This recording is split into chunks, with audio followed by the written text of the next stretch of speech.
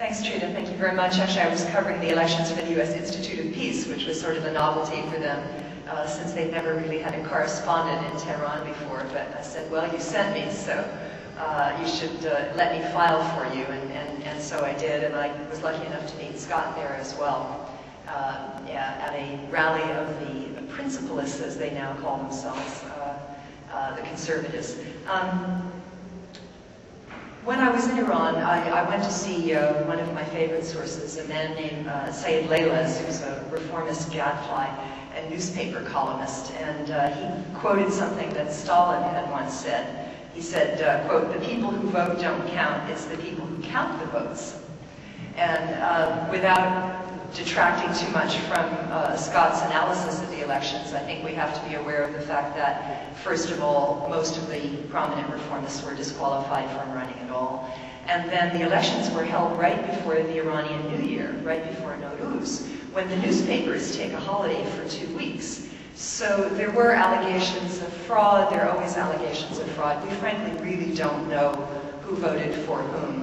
Particularly in Tehran, there was a pretty good turnout in some of the middle-class areas, but in places like South Tehran, which is supposed to be the bastion of support for Ahmadinejad, I didn't see very many people voting.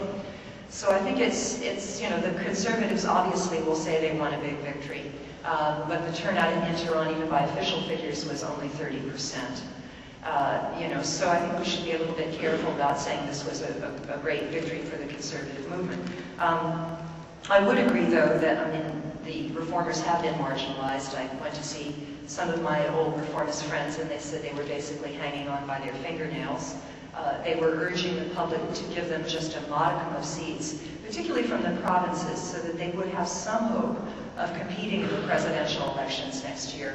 If you have a seat in parliament from a province, then you can have an office, you can put out leaflets, you can organize for next year's presidential elections more effectively than if you don't.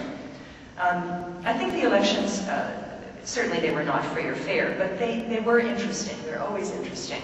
As Scott pointed out, the invective is always interesting, and some of the slogans, the main slogan was, "I feel your pain," taking a note from Bill Clinton, because the economy is a major issue in Iran. Despite oil prices of over $100 a barrel, most Iranians are not doing well. The inflation is over 20% in most places, and that is really killing the poor. That's killing the constituency that Ahmadinejad claims to represent.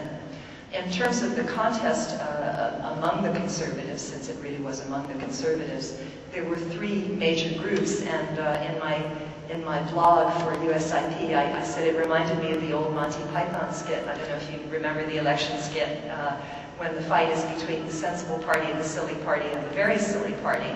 It was really hard to distinguish between this group and that group. You had to really know who was identified with Ahmadinejad, who was closer to a troika of so-called pragmatic conservatives.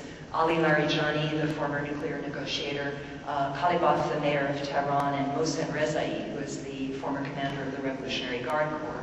As I was leaving Tehran, they were depressed because they had lost 4 of their top parliamentary leaders and apparently gotten only about 40 or so seats compared to the pro-Ahmadinejad group, which apparently did better. But we have runoff elections coming April 25th, and there are 88 seats that are still up for grabs. So this could change a little bit. The main fight now is over who will run the parliament. Ali Larijani, who, as I said, was the former nuclear negotiator, resigned last October because he was sick and tired of Ahmadinejad's interference in this matter, ran from the Theological Center of Qum, and he got over 75% of the vote.